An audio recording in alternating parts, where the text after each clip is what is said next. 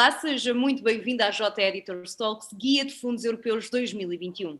A pandemia trouxe consigo uma crise económica que, tendo ainda contornos indefinidos, já afetou grande parte da economia mundial. Portugal não é exceção, onde alguns dos setores mais importantes da economia nacional foram especialmente afetados. Para combater a crise, a União Europeia aprovou um mega pacote de ajuda aos Estados-membros e Portugal irá receber 45 mil milhões de euros através do plano de recuperação. Importa saber quando chegam estes fundos, onde irão ser aplicados e como se pode aceder a eles. Estas são algumas das questões que mais preocupam o mercado nacional. Questões essas a que vamos responder nesta J Editors Talks e temos para isso connosco Rui Inácio, diretor da Unidade de Política Regional da Agência para o Desenvolvimento e Coesão, e também como convidada especial a eurodeputada Margarida Marques. Sejam os dois muito bem-vindos e obrigado desde já pela vossa disponibilidade em estar connosco.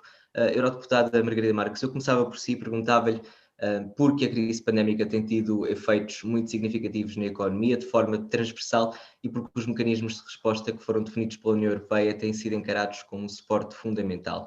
Eu acho que é interessante perguntar-lhe se considera que o processo tem tido a rapidez necessária, como podem ser solucionadas as questões como a decisão do Tribunal Alemão, por exemplo, de travar a retificação do Fundo de Recuperação Europeu. Boa tarde, muito obrigada pelo convite e por esta oportunidade de discutir estes temas convosco e de dar a conhecer também estas questões relativamente à urgência. Evidentemente, todos nós gostaríamos que tivesse sido mais rápido, mas eu acho que a primeira questão fundamental é ter havido e haver uma resposta europeia à crise. E uma resposta europeia à crise com uma dimensão enorme, na prática 1.800 mil milhões de euros na sua totalidade, incluindo o Fundo de Recuperação, chamado Next Generation EU, e o Orçamento Plurianual da União Europeia 2021-2027. Evidentemente, eu devo dizer que eu era negociadora do quadro financeiro plurianual, e as contas que eu fazia no momento em que nós chegámos ao acordo político apontavam para que o financiamento chegasse aos Estados-membros em maio e junho. Eu acho que nós vamos conseguir respeitar esse calendário. Respondendo diretamente à sua questão, gostaria bastante que fosse mais urgente, mas conheço os processos de decisão da União Europeia, são normalmente os custos de respeitar processos de decisão democráticos. Tribunal alemão, Tribunal de Karlsruhe, há dias decidiu que a Alemanha não manifestava a sua posição relativamente à criação do Fundo de Recuperação enquanto o processo não fosse analisado pelo Tribunal alemão. Não é a primeira vez que o Tribunal Alemão faz isso, fez isso com o Mecanismo Europeu de Estabilidade em 2002, e felizmente o Mecanismo Europeu de Estabilidade foi criado, fez isso com o Quantitative Easing, uma iniciativa do Banco Central Europeu, e felizmente o Quantitative Easing foi criado, e é essa a expectativa que nós temos para esta vez. Ou seja, o dossiê está agendado no Bundestag, no Tribunal Alemão, e o Tribunal Constitucional, como em mais 25 parlamentos, e o Tribunal Constitucional Alemão entendeu que se devia pronunciar e a resposta da Alemanha só será dada depois da decisão do Tribunal Constitucional. E, portanto, o que pode acontecer é que venha a atrasar este processo 3 semanas, 4 semanas, relativamente àquilo que estava previsto. Uma coisa é certa, há um sentimento de urgência em toda a União Europeia e em Portugal, evidentemente. Muito obrigada. Dr. Rui Inácio, o processo de acesso aos fundos europeus tem sido criticado pelas empresas que se queixam da sua complexidade e morosidade do excesso de burocracia. Eu pergunto se teremos processos mais simplificados e como se encontra o equilíbrio entre a necessidade de controlo e a necessidade de desburocratização. Boa tarde, Marta. Boa tarde, João. Também um cumprimento especial à senhora deputada Margarida Marques. É um prazer revê-la. E agradecer esta oportunidade para a agência poder participar neste debate, o que muito nos honra. Relativamente à simplificação, eu creio que a Marta tocou no ponto fundamental. O desafio é encontrar o equilíbrio certo entre aquilo que é possível simplificar, garantindo ao mesmo tempo que todos os mecanismos de controle que são necessários para assegurar a boa utilização dos fundos públicos estão no terreno e garantem essa boa utilização dos fundos públicos. Quando eu estou a falar de boa utilização dos fundos públicos, estou a referir-me à legalidade, à correção de todos esses processos.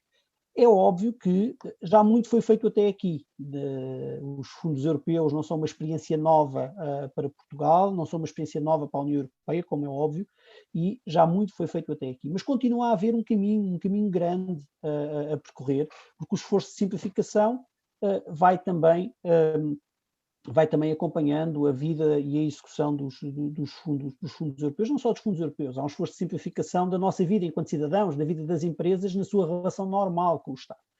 É aí que uma parte deste esforço tem que estar sediado. Importa não esquecer que quer o Portugal 2020 atualmente, quer o Plano de Recuperação e Resiliência prevê investimentos importantes em matéria de simplificação administrativa da administração pública, de forma a garantir que temos processos mais ágeis, mais rápidos para o cidadão, que princípios como o princípio do only once, em que só é perguntada uma vez uma determinada informação ao cidadão ou às empresas e que depois é garantida a interoperabilidade desses dados entre os diversos serviços públicos, todo esse caminho está a ser feito. É um caminho que não começou agora, data de há muitos anos, possivelmente desde o primeiro Simpedex em 2005, por exemplo, ou mesmo antes disso, mas há um caminho contínuo. Agora, o esforço, como é óbvio, nós estamos numa sociedade em que o tempo é cada vez mais caro, se assim se pode dizer, em que o tempo conta cada vez mais, e o que significa que todos nós temos a ansiedade de garantir que tudo é mais rápido.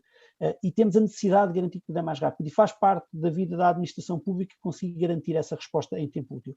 Mas deixe-me só dar nota também que a questão do controlo é muito relevante. Não apenas porque é necessário garantir aos nossos cidadãos, aos cidadãos de Portugal e aos cidadãos da Europa, que os fundos públicos europeus, mas também os nacionais, são gastos dentro das regras, de acordo com a legalidade, de acordo com a boa utilização dos fundos públicos e também com processos de seleção que são claros, que são isentos, que são concorrenciais, quando são aplicáveis, mas também é preciso ter atenção que para podermos fazer melhores políticas públicas também temos que ter melhor informação. Isto não é só ter mais informação, é ter mais qualidade de informação. E este esforço conjugado temos que todos que estar disponíveis para, por um lado, garantir mais simplificação, por outro, saber que vamos precisar de mais dados e muitas das vezes, e essa demanda por mais dados não vem só das autoridades nacionais, começa na União Europeia, passa pelo Parlamento Europeu também, que também joga um papel relevante, como a senhora deputada referiu, no que se refere à construção dos regulamentos europeus e às necessidades de informação que vêm inscritas, muitas delas inscritas em instrumentos europeus, e depois, como é óbvio, é traduzido na relação entre a administração pública nacional e os Estados-membros. Eu talvez dissesse que, e importa ter isso em consideração, muitas vezes os fundos europeus são vistos como uma fonte de investimento, uma fonte de financiamento muito relevante, até porque muitas vezes é fundo perdido, não tem sequer contrapartida, ou tem uma contrapartida muito reduzida, ou no caso das empresas pode até não ter taxa de juros. Eu diria que, em última análise, este trade-off entre simplificação e controlo resulta numa taxa de juros em que a taxa de juros é a informação, ou seja, o que nós pagamos para ter os fundos é darmos mais alguma informação. Temos é que garantir que conseguimos fazer um esforço de garantir que a informação é dada de forma rápida e que não sobrecarrega os nossos cidadãos, as nossas empresas e os nossos parceiros em toda a cadeia, de modo a nós podermos ter informação de qualidade. E é nesse esforço que estamos a trabalhar para, em cima daquilo que já foi feito no Portugal 2020, podermos ter um próximo ciclo de fundos comunitários ainda mais simplificado. Muito obrigada. Eu posso fazer uma provocação ao Dr. Rui Inácio? Eu, quando era deputada na Assembleia da República, fui relatora pelo Partido Socialista de uma comissão eventual que tinha exatamente como objetivo fazer recomendações ao Governo sobre o quadro financeiro plurianual 2030, era o PT, Comissão Eventual PT 2030. E uma das recomendações que nós fizemos, era uma proposta da minha parte, era que fosse criado um simplex para a gestão do quadro financeiro plurianual 21-27. Portanto, eu percebo perfeitamente a questão que a Marta Rodrigues colocou, que é exatamente se há ou não, nós temos simplificado tanto que é de facto a possibilidade de se criar um simplex para gerir não só o quadro financeiro plurianual, mas também o programa de recuperação e resiliência, mas não queria perturbar a ordem das questões. e não perturba, esteja à vontade. Eu pergunto-lhe agora se a resposta europeia a esta crise é suficiente e ainda se a União sai mais coesa desta crise. Eu acho que a União Europeia sai mais coesa desta crise. O facto de ter sido possível criar um fundo de recuperação com estas características, ou seja, não é cada Estado-membro que vai ao mercado para se financiar a taxas diversificadas, mas é a União Europeia que vai aos mercados, é a Comissão Europeia que vai aos mercados em nome da União Europeia, em que as garantias são dadas pelo orçamento da União Europeia. Isto só é possível com uma União Europeia mais unida. A sua primeira pergunta é suficiente. Quando o fundo foi criado, entendeu-se que esse fundo era suficiente. Eu acho que há aqui dois passos. Um primeiro passo é criar o fundo, porque ainda falta a tal ratificação por parte dos Parlamentos Nacionais para que a Comissão Europeia se possa financiar, possa ir aos mercados. E, portanto, uma vez este fundo criado, eu acho que é necessário olhar para ele, ver se é suficiente para responder à pandemia. Porque o fundo foi criado em julho do ano passado, a decisão sobre a criação do fundo é de julho do ano passado, e de julho até agora maiores perturbações existiram nas economias europeias, designadamente com a terceira vaga e com o aparecimento de variantes do vírus. Portanto, eu acho que aqui há dois passos. O primeiro passo é criar o fundo. Uma vez o fundo criado, que é de facto uma inovação na União Europeia, de ver se é necessário investir mais dentro da mesma modalidade. Dr. Rui Inácio, as empresas têm criticado que o plano de recuperação e resiliência está demasiado voltado para o investimento público. Eu perguntava-lhe como é que gostaria de responder a esta crítica. Sobre esse ponto do investimento público, se calhar vou fazer tentar pôr um pouco de história também neste processo. A eurodeputada já referiu que este fundo foi criado na sequência na sequência do aparecimento da crise sanitária, há cerca de um ano, numa resposta que de facto inaudita do lado das instituições europeias, com uma força muito grande e dando uma resposta que é muito diferente daquela que foi dada, por exemplo, em 2011, e essa resposta era uma resposta que inicialmente, na versão inicial da proposta regulamentar da Comissão Europeia, levantava até dúvidas sobre a possibilidade de haver apoio a investimento privado. É preciso ter essa questão em cima da mesa. Agora, isso não afasta uma resposta cabal a essa matéria. O investimento privado é uma das bases, ou a promoção do investimento privado é uma das bases do plano de recuperação e resiliência que tem estado a ser desenhado. Atualmente estamos a falar de um apoio um apoio direto às empresas que se cifra em cerca de 4,6 mil milhões de euros e que cobre diversas áreas de apoio às empresas, desde o apoio à inovação, à investigação, inovação e desenvolvimento de novos produtos, de forma a garantir a alteração do perfil de especialização da economia portuguesa, à capitalização das empresas, à criação de emprego, apoios diretos à criação de emprego, apoios à descarbonização da indústria, no sentido também de cumprirmos com aquele que é um dos vetores essenciais do próprio plano de recuperação e resiliência, que passa pela promoção da transição verde, mas também pela promoção da transição digital, e aí há fortes apoios à digitalização das empresas.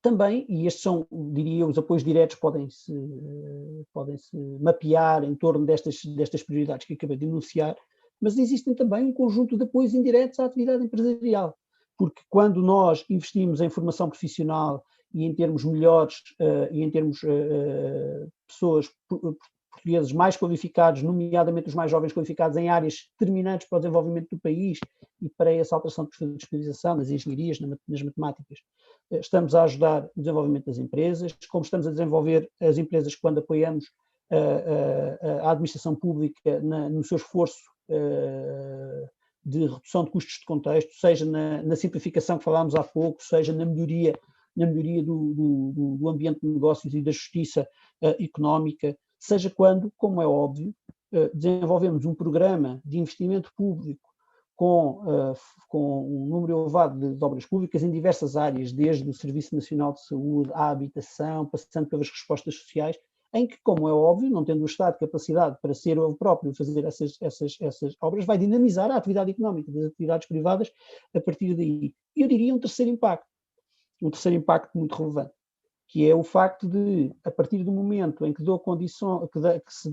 dão condições às famílias portuguesas para terem maiores respostas sociais, terem maiores respostas sociais, melhores respostas de saúde, melhores condições de acesso à habitação, eu estou possivelmente a libertar também algum desse rendimento para, porventura, consumo que vai beneficiar as empresas, nomeadamente, nesse caso em concreto, as empresas que atuam no mercado português e desse ponto de vista, aumentar o seu volume de negócios. Ainda que indiretamente há aqui um contributo real para a dinamização da economia portuguesa como um todo, o que vai beneficiar, como é óbvio, todo o tecido produtivo nacional. Muito obrigado, Dr. Rui Inácio. Eurodeputada, o quadro financeiro europeu sabemos que não se esgota no Plano de Recuperação e Resiliência, mas inclui também os fundos estruturais para um novo quadro. Sabemos até que as negociações entre o Parlamento Europeu, a Comissão Europeia e o Conselho Europeu para o quadro financeiro plurianual 2021 e 2027, que falava há pouco, foram complexas. Acha que este acordo alcançado foi bom para Portugal? Três coisas. Primeiro, foram muito complexas e um pequeno detalhe da complexidade. Nas negociações, quando nós estamos à volta da mesa, é muito importante nós vermos a expressão do nosso interlocutor negociador. Desta vez nós perdemos essa faculdade, porque estávamos de máscara. Portanto, isso foi uma dificuldade adicional na negociação. Segunda questão, efetivamente referiu e muito bem, nós temos o orçamento plurianual como temos tradicionalmente, como tivemos o PT 2020, como tivemos o quadro 2007-2013, agora temos o orçamento 2021-2027. E esse orçamento também vai contribuir, designadamente a política de coesão, a política agrícola, também vai contribuir para a recuperação económica e social. Uma das questões importantes é que este fundo de recuperação, como eu disse há pouco, as garantias, este fundo está ancorado no orçamento plurianual da União Europeia. E pela primeira vez há uma linha orçamental dívida no orçamento da União Europeia. Isso é muito importante em termos daquilo que é a estratégia futura do orçamento da União Europeia. Terceiro ponto, para Portugal. Para Portugal eu acho que foi importante a conjugação das duas, diria, fontes de financiamento. A conjugação do Plano de Recuperação e Resiliência e do acesso, do financiamento que decorre do quadro financeiro plurianual. É por isso que é muito importante que esta ligação entre estas duas fontes de financiamento esteja presente no próprio Plano Nacional de Recuperação e Resiliência. Ou seja, Portugal deve usar estas duas grandes fontes de financiamento para financiar os seus projetos e para, na prática, valorizar o próprio financiamento que vai receber e não colocar para um lado uns projetos e para o outro outros projetos. Evidentemente há uma clarificação das fontes de financiamento, mas tem que valorizar estes dois instrumentos conjuntamente. Porque se calhar Portugal considera que um grande projeto como o hidrogênio deve sair do Plano de Recuperação e Resiliência ou o Programa Nacional para a Ferrovia e depois terá outros projetos cuja incidência se deve fazer mais no quadro financeiro plurianual. E aí, ainda em dois segmentos diferentes. Um segmento é o envelope financeiro que Portugal vai receber do quadro financeiro plurianual 21-27. Outra fonte é a possibilidade das instituições europeias neste mesmo quadro 21-27, mas na parte que é gerida pela Comissão Europeia, ou seja, nos programas europeus, as instituições nacionais poderem concorrer. Estou a falar no programa Erasmus, estou a falar no programa Horizonte Europa para a investigação, estou a falar no programa Europa Criativa para o setor cultural, estou a falar no programa InvestEU para a promoção do investimento.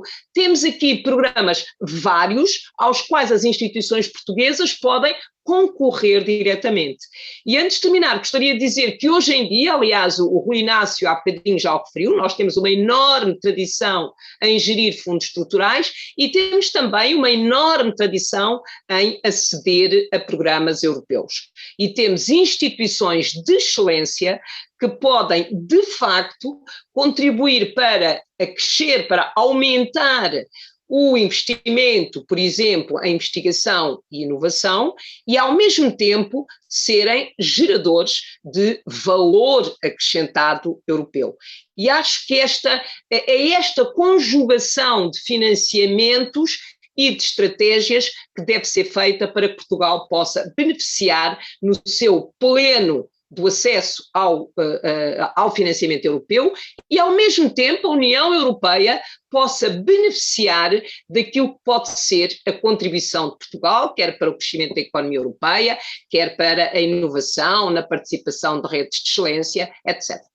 Muito obrigada. Pergunto agora ao Dr. Rui Inácio se está confiante que o Estado e as empresas têm capacidade e estão preparados para aproveitar os recursos disponíveis, tanto no caso do Plano de Recuperação e Resiliência, como quanto ao PT 2030 e ainda o investimento público anual.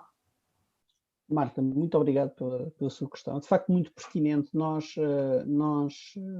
temos, nos próximos anos, um volume de financiamento à economia decorrente de fontes de financiamento europeia que é dificilmente igualado em qualquer outro período histórico. Nós vamos viver, pelo menos até 2023, com as respostas ainda, com o volume de financiamento ainda disponível para execução no âmbito do Portugal 2020, com o seu reforço através da iniciativa REACT-EU, que é um dos instrumentos previstos no instrumento Next Generation EU, que a senhora deputada já referiu, e que vai reforçar o orçamento do Portugal 2020 num valor próximo dos 2 mil milhões de euros. E também, como é óbvio, do Plano de Recuperação e Resiliência e do Portugal 2030, que irá implementar a política de coesão e também o Fundo Europeu dos Assuntos Marítimos e Pescas no próximo período de programação 2021-2027, com a possibilidade dessa execução ir até 2029. E isso significa que até 2023 nós vamos ter um valor anual de investimento que, se não falham as contas, na ordem dos 6 mil milhões de euros de necessidades de execução de investimento de fontes de financiamento europeias. Para tal, importa, como é óbvio, mobilizar quer as empresas, como falámos há pouco, quer o setor público, para conseguir corresponder a uma magnitude de investimento desta ordem.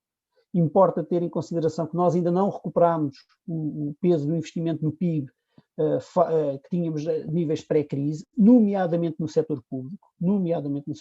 No setor privado já nos estamos a aproximar-nos no setor público, ou melhor, já nos estávamos a aproximar no setor público, ainda estávamos um pouco longe de atingirmos essa ordem de magnitude, ou seja, ainda estamos abaixo de valores que se cifravam sempre em torno ou acima, ligeiramente acima dos 20% do PIB. E isso significa que o nosso tecido económico ainda está em desenvolvimento e vamos ver que tipo de impactos é que a crise deixou e que lastra que deixou no nosso tecido económico para podermos responder. Agora, nós não podemos falhar, como já havia escrito, não podemos falhar o projeto europeu.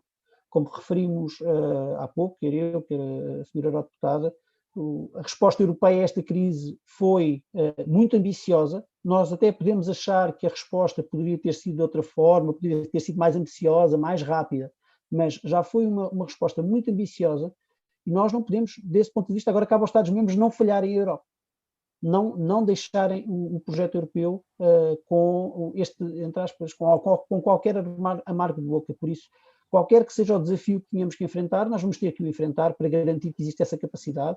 No caso do Portugal 2020, as taxas de compromisso já são muito elevadas, o que significa que os projetos já estão selecionados, é uma questão de garantir a sua execução. No caso do REACT-EU, a sua programação também tem que ser feita, a programação e execução tem que ser feita num curto espaço de tempo até 2023, e quer o PRR, quer o Portugal 2030 terão a necessidade de ir para o terreno muito rapidamente. Como é óbvio, não descurando nenhuma das fontes de financiamento, e permitam-me terminar um pouco respondendo não necessariamente ao rap da senhora eurodeputada, mas há algo que referiu, que é a necessidade de garantirmos a complementariedade correta e as sinergias necessárias destas diferentes fontes de financiamento. E isso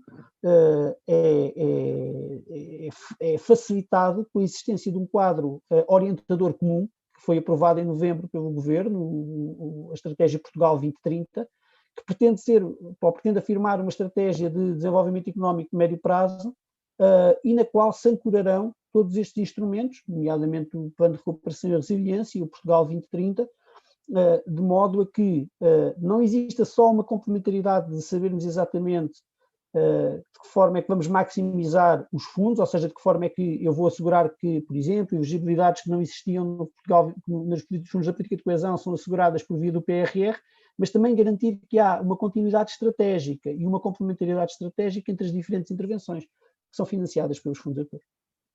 Chegámos assim então ao fim do nosso tempo. Muito obrigado, Dr. Rui Inácio, muito obrigado, Eurodeputada Margarida Marques, pelo vosso tempo e pela vossa disponibilidade em estar presentes. Obrigado.